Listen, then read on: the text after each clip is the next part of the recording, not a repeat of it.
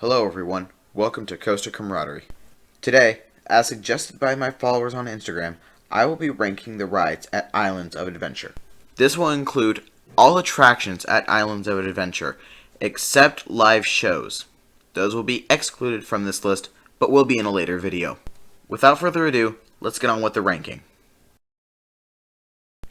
Number 16, Carousel. This ride isn't much, honestly. It's a carousel with Dr. Seuss characters, and it's mainly for the little ones.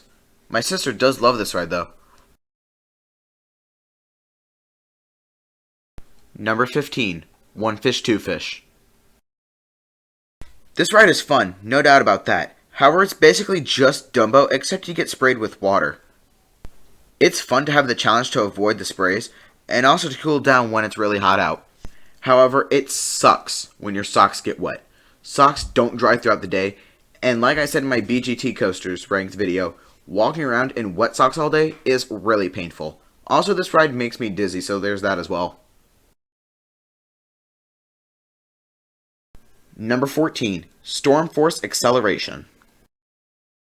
There's not much for me to say about Storm Force. It's basically a more intense version of Teacups, and it's a very similar ride system to Alien Swirling Saucers at Hollywood Studios. The ride is very thrilling, but it does cause me extreme dizziness, which is why I rank this ride so low. Number 13, Cat in the Hat. This is one fun ride. You step into the world of Cat in the Hat, more specifically, the house of Sally and Nick, and of course that dumb, stupid, and really annoying fish. For the start of the ride, you meet the Cat in the Hat, and you follow him around the house as he plays his games and makes a mess of the house. About halfway through the ride, the Cat in the Hat releases Thing 1 and Thing 2, and you spend the rest of the ride trying to catch them. At the end of the ride, you pass Cat in the Hat as he cleans the house, and the ride ends with the twins' mother returning home. Number 12, the High in the Sky Trolley Train Ride. Although this ride is at the lower end of the list, I really love this ride. It has a wonderful charm to it, and it's really relaxing. You get amazing views of the entire park. Sometimes, I'll ride this 4 or 5 times in a day, so I can get footage and pictures of the Hulk and Velocicoaster. Number 11, Flight of the Hippogriff. Honestly, there's not much to say here. This is your average Vekoma Junior coaster, a 335 model. I used to absolutely love this coaster, but unfortunately, it has gotten rough and it gives me a headache. I still love it nonetheless. It's really a fun ride, and honestly, I wouldn't mind doing this every other time I go. Only as long as the lines aren't too bad. The lines for this can get crazy long. Number 10, Pterodon Flyers. This is a very unique coaster. Manufactured by CariPro, Setpoint, and Spectra FX Incorporated, Pterodon Flyers takes you in a simple circle, giving you an amazing view of the Jurassic Park area. And now, at the end of the ride, you get glorious views of Velocicoaster. Throughout the ride, your seats swing to the side, much like on aerodynamic suspended coasters. Unfortunately, you do have to have a small child with you in order to ride, but the overall experience is fantastic. Number 9, Harry Potter and the Forbidden Journey. This ride is truly a one-of-a-kind experience. This ride is just so intense and is just breathtaking. You get up close to all the physical theming, which includes a dragon and a Dementor. Although the storyline is a little off, the experience is pure gold. But the reason I rank it at this spot on the list is because I get severe motion sickness just with this ride. I don't get it with a lot of other simulator type attractions, but for some reason this ride just messes with me. Number 8, Dr. Doom's Fearfall. Dr. Doom is an SNS space shot, and a good one at that. Standing over 200 feet tall, Dr. Doom launches riders over speeds of 40 miles per hour. After reaching the peak of the ride, you begin your bouncing descent down. As you're going through the descent portion of the ride, you get a great view of the rest of the resort, but as well as the entire Orlando area. Not to mention, the Dr. Doom theme is perfect. Number 7, Popeye and Bluto's Bilge Rat Barges. I absolutely love Popeyes. It's a must-do ride for me every time I go, no matter the temperature. Popeyes mixes one of my favorite childhood cartoons with a rapids ride. Believe it or not, this ride is intense. Absolutely one of the best rides here. Number 6. Dudley Do-Right's Rips Off Falls. Dudley's is your classic log flume ride. On drugs. This ride is so wacky, but I love it. I absolutely love the theme, and the overall ride experience is so unique. One element in particular is at the end of the 60-foot drop, there's an airtime hill. An airtime hill. On a log flume. Just let that sink in.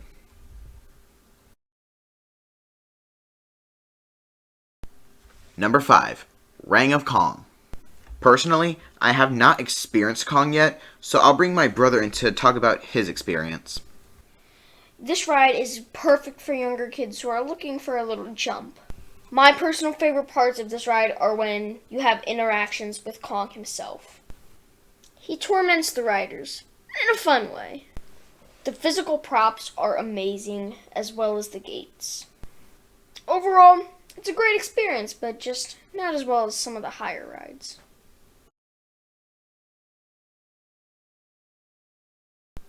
Number 4. Jurassic Park River Adventure.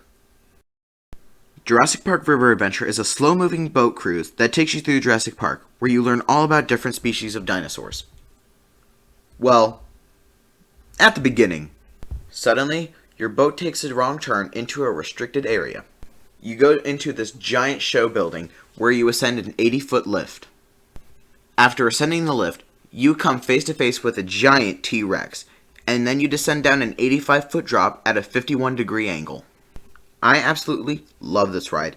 I'm a huge fan of the original Jurassic Park trilogy, so this ride is a literal dream for us nerds.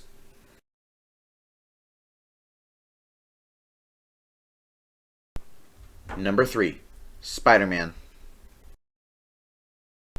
What is not to love about Spider-Man? This is perhaps one of my all-time favorite simulator rides. You follow an amazing storyline. You're trying to save New York from the Sinister Six. As a huge comic book and Marvel nerd overall, there's nothing like being thrown into the middle of one of my favorite comics. Also, the ride system is one of my favorites. Spider-Man mixes 3D screens with physical props to tell a great story. Also, the Stan Lee cameos are just amazing.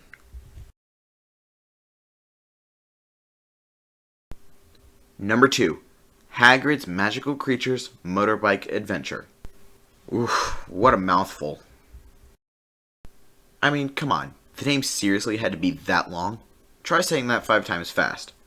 And no, I'm not even going to try and do it. Anyways, I'm sure many of you are surprised to see Hagrid's only at number 2. I mean, it's a near perfect coaster. This coaster is so immersive, and I love the storyline. The animatronics are amazing. Not quite Disney level, but still amazing.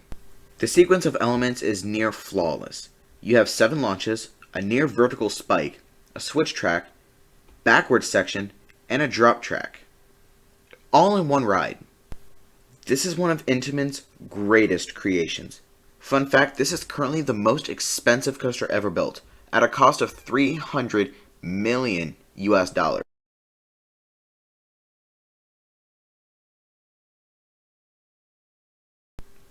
Number 1.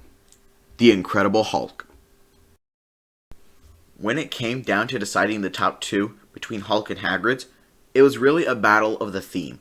They are both excellent rides, but it all came down to the theming. And I'm not trying to diss Hagrid's theme. It is very well themed, super immersive, and amazing. But what caused me to make this final decision was my preference of theme. Hulk and Hagrid's are just both fantastic rides, great spots in the park. However, I'm just more of a Marvel guy over Harry Potter. Also, the onboard audio with Hulk is just perfect. The coaster itself is glass smooth, and it's overall just a fantastic experience.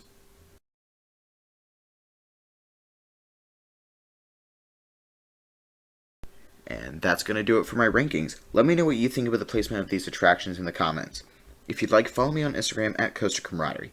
I do questions and polls all the time that relate to the channel itself. I hope you enjoyed today's episode. Thank you all for watching, and I will see you in the next one.